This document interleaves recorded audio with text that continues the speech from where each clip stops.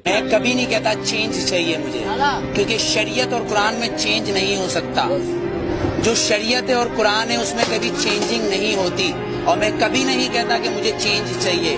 مجھے وہ چاہیے جو میرے آئین میں لکھا ہے، جسے یہ اسمبلی کے اندر بیٹھے ہوئے لوگ اسمبلی نو نو نو نو نو بالکل نہیں۔ اس آئین کو پڑھیں، کیونکہ آسما جہانگیر نے اس آئین کو اپنا بنایا ہوا ہے، صفدر عباسی نے اس آئین کو اپنا بنایا ہوا ہے، پر دستور پاکستان کا آرٹیکل نمبر 1 یہ کہتا ہے کہ یہ سلطنت خداداد پاکستان ہے، مطلب یہ اللہ کی زمین ہے۔ اگر میرا گھر ہے تو میرا قانون چلے گا۔ آپ نے مطالعہ پاکستان کی 9th کلاس کی کتاب پڑھی ہوگی جس کے اندر 14 نکات قائد اعظم کے ہیں، پر آپ آئین پاکستان پڑھنا بھول گئے جو منشور قرآن سے ہے۔ شاید نہیں پڑھا ہوگا آپ نے، اگر پڑھا ہوگا تو آسما جہانگیر آپ کو اس کے اندر سے کچھ اصل نکال کے دے دے گی، آپ کہو گے وہ صحیح ہے۔ طاہر الپادری صاحب کچھ نکال کے دے دیں گے، آپ کہو گے وہ صحیح ہے، لیکن اصل میں صحیح جو ہے وہ ایک قرآن اور شریعت، اس میں چینج نہیں ہوتا، جو میں چینج کبھی نہیں مانگتا۔ ووٹ میں بتاؤں کیا ہے، ووٹ کیا ہے، ووٹ کیا ہے؟ ووٹ نے تو فرعون کو بھی چنا تھا، ووٹ نے تو ہٹلر کو بھی چنا تھا، پر میرے نبی کو کسی ووٹ نے نہیں چنا، علی کو کسی ووٹ نے نہیں چنا، عمر کو کسی ووٹ نے نہیں چنا، صدیق کو نہیں چنا، عثمان کو نہیں چنا۔ تو پھر آپ اور میں کیسے ہو سکتے کہ اس ملک کا قانون ووٹ پہ ہو، وہ بھی 5 اور 6 سے؟ میرے نبی نے یہ نہیں بولا کسی معصوم کو مت مارو، لیکن میرے نبی نے کہا اگر تمہارے کعبے پہ کوئی حملہ کرے تو اس کو جواب دو۔ اقصی کے اندر نماز پڑھنا ہے مجھے، تمہارا قانون مجھے پڑھنے دے گا؟ میرا قبلہ اول ہے، یہودیوں نے اس میں گھوڑے باندھے ہوئے ہیں، تو پھر میں کیا کروں؟ اگر لال مسجد کے اندر مشرف حملہ کرے گا تو میں کیا کروں؟ میرے گھر کے اندر میری ماں کو آگے کوئی اٹھا کے لے جائے، میں کیا کروں؟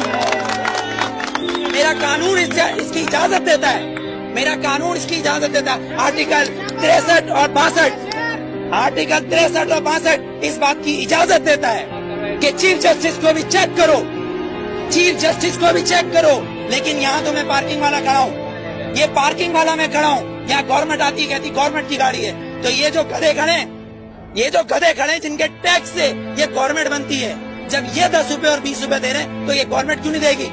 یہاں تو یہ قانون ہے، 3 قانون، آرمی کا ایک، گورنمنٹ کا ایک، اور ایک مجھ جیسے اور ہم جیسے گدھوں کا الگ۔ کیونکہ ہم حبیب جالب کے بقول ہم 18 کروڑ گدھے ہیں، ہم 18 کروڑ گدھے ہیں۔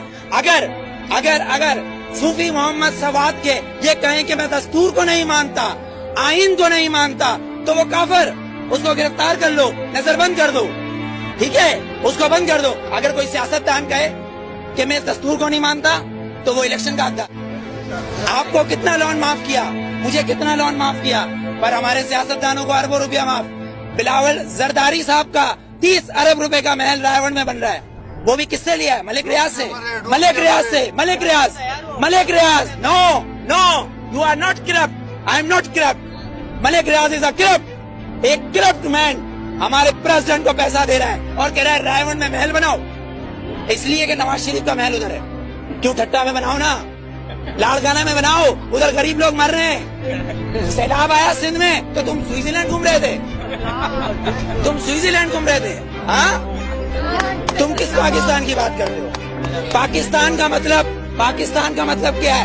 پاکستان، فارسی میں استان کو کہتے ہیں شہر، اور پاک ہے پہلا کلمہ طیب مانے پاک، اور طیبہ کا مطلب مدینہ ثانی ہے۔ یہ سن لے یہ یہودی حکمران جن کی ڈوریں صرف واشنگٹن اور نیو یارک سے چلتی ہے، لندن سے ہلتی ہے، کسی کی پشاور، کوئٹہ، پنڈی یا کراچی سے ڈوریں نہیں ہلتی، ان کی امریکہ سے ڈوریں ہلتی ہے۔ جس دن ان کی کعبے سے ڈوریں ہلیں گی اس دن ووٹ دوں گا، ورنہ بائیکاٹ۔